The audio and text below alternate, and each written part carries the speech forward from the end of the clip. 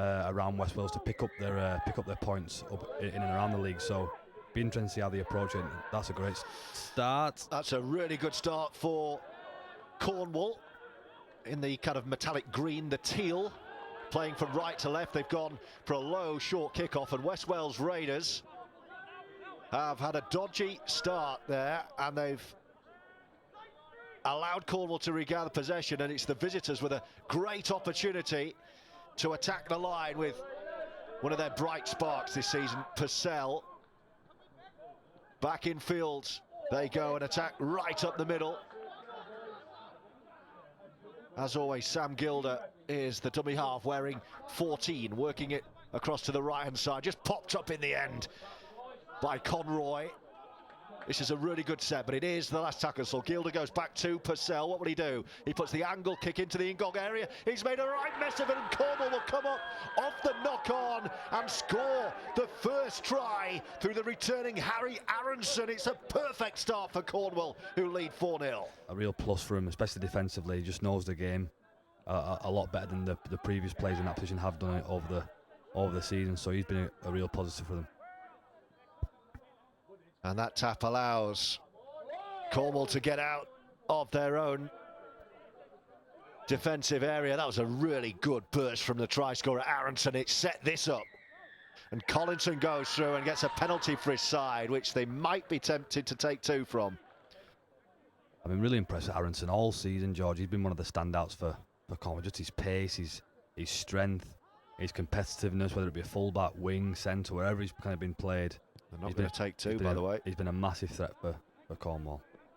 I think immediately Joe Purcell was saying, let's take two and settle down. I think he was overruled, and they're going to keep going. I think Neil Kelly saw his first attempt and gone, nah. yeah, are you sure? Yeah, we'll tap it. Let's have a go. And that's what they're doing. They're having a right go. They're right in front of the post here with Sam Gilder. The dummy half, Purcell's on his shoulder, here he is, the scrum half, what can he conjure? Beautiful flat ball, this should be a try, and it will be. It'll be number 2 in the corner for Harry Aronson, who celebrates like he's won Cornwall a grand final. What a start, 8-0. This left edge bit from Cornwall, it's been a really good outlook for them.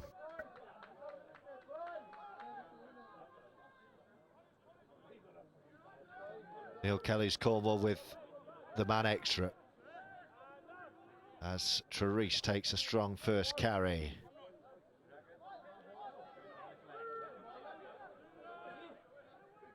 That wasn't bad either, was it, from Aronson, who's got a couple, and they keep it going and promote the ball. And they've made really good gain this set already, the visitors. Conroy waits. They've looked good up the middle without Mullally today, Cornwall. Gilder again. And they're just driving, they're getting a lot of joy with the one-up rugby at the moment. That was Collinson, the 13. Gilder again with Purcell on his left shoulder. What will he do this time? Again, he throws. Oh, he just had to check, but then he gets away, and off the step goes Nathan Cullen. Right on the line goes Witten. Can he spin and get the ball down? He's just about kept out. Has he got it down? Somehow he scored! How on earth has he got that down in a sea of bodies? The fullback, Liam Witten, makes it 3 unanswered tries from Cornwall. So I hope you've enjoyed it on our league. Continuing our coverage of each one of the inaugural fixtures of this Cornwall journey. Neil Kelly's side building each week, hoping, wondering when that first victory might come from. Well, what a chance they've got here. Approaching half-time with a 0 and a 14, both in their favour. Here come the Raiders, though, who've had plenty of the ball, plenty of territory, a lot of possession, but they haven't done anything with it yet. You can see Ash Bateman's out there now. He's got the 6 on his back. I think Shane Lee for West Wales has looked really dangerous on that left-hand side. There goes Bateman from dummy half. Good carry from Bateman as well. Bolger has to step across. Can they strike before the break? Give themselves a foothold in this game. There's the man you mentioned. And here they come down the left channel. Have they got the ball down? I think they might have scored here. It's been planted down and the try is awarded, and the Raiders do have a response, and it was made by that man Shane Lee. Scrum down here with 15 to go plus stoppages. 10 points separating the two sides at Stebonheath Park in Cornwall, as DiCarlo Therese takes the first carry. And he's met with interest. Here is Jones Bishop. And then it's Charlie Bodman. The unmistakable hairdo. Jones Bishop once again trying to help things along.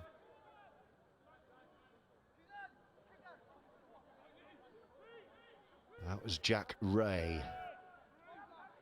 Jones Bishop points left, comes back inside to the right hand side, finds his winger to try Harry Aronson, who's been electric to watch this season. Jones Bishop. Purcell's going to kick early. Has he found a gap? No, he hasn't. Oh, but bit of indecision between halfback and fullback. Good chase as well.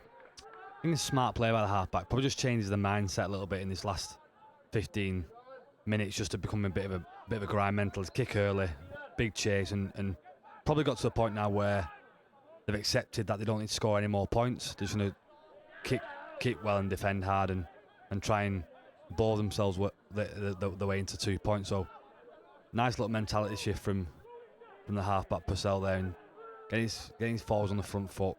Early kick away, defend like crazy, and force your way to 2 points. Here come the Raiders. A few calls for a forward pass. And then back inside they come to set up around about 30 away. Will they kick into this far left corner? No, straight towards the post they go. Say, bring that one away. Try, here we go. Here we go. Try. Off he goes, and the referee happy for him to do so. And he's away. Can they get to him? Oh, that was the key moment. Thought he'd gone. Wrestled to the ground by Keenan Dyer-Dixon. Otherwise, he was away. Aronson. Massive play by Witten, though. Is there a game breaker? Is there a match winner now for this Cornwall side as we approach the final 10 minutes? There'll be a few minutes of stoppages on top of what you can see there on the clock. Therese comes in field and just carries it up the middle to give his forwards a breather. You can see Charlie Bodman huffing and puffing and blowing a bit, wearing 21. Purcell. Oh dear.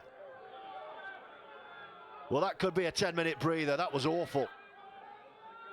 I'm going to straight back to what Witten did initially, though. Put yourself on the front foot, go 60 metres upfield, got the sin bin on the back of it. But for me, George, it starts with Witten's intensity to carry the ball as strong as he did, as fast as he did, to get his team up the field, to put Purcell in a position where he can put Ashton in a try for an opportunity, which creates the panic in the West Wales centre and gets him 10 minutes in the bin, which is absolute godsend for Cornwall in this period here.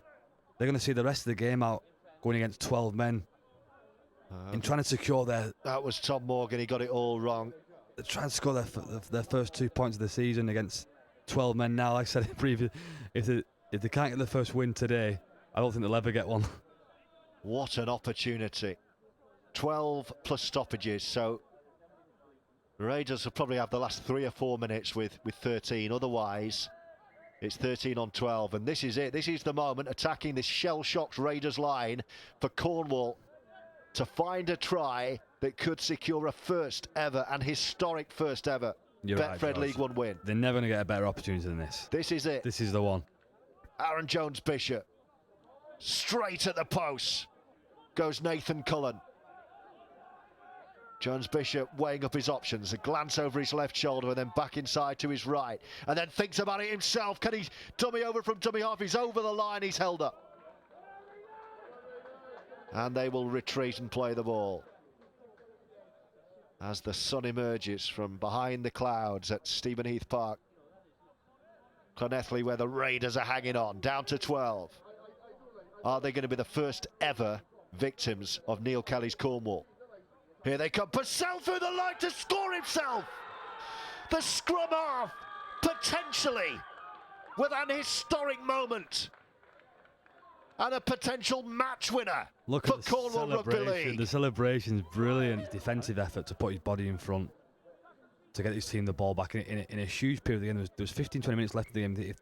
If the Raiders went over there, it would have been a different game. So I think he's been great. And there he is. And for me, our league player of the match will be number 7, Joe Purcell. So the Cornwall scrum half, Joe Purcell, is the our league player of the match. He's got the ball in his hands. And here they come. Have they got one more? They're going to win this one, Cornwall. They're going to be getting back on the coach with that winning feeling for the very first time. Here he is, Purcell, drilling towards the post. Can he get there, Whitson? Yes, he can! And he seals the victory for Cornwall. A bit of history in West Wales as Cornwall Rugby League takes Betfred League 1 victory for the very first time. They are finally poised to celebrate victory as Harry Aronson, their 2-try hero, hoops into touch.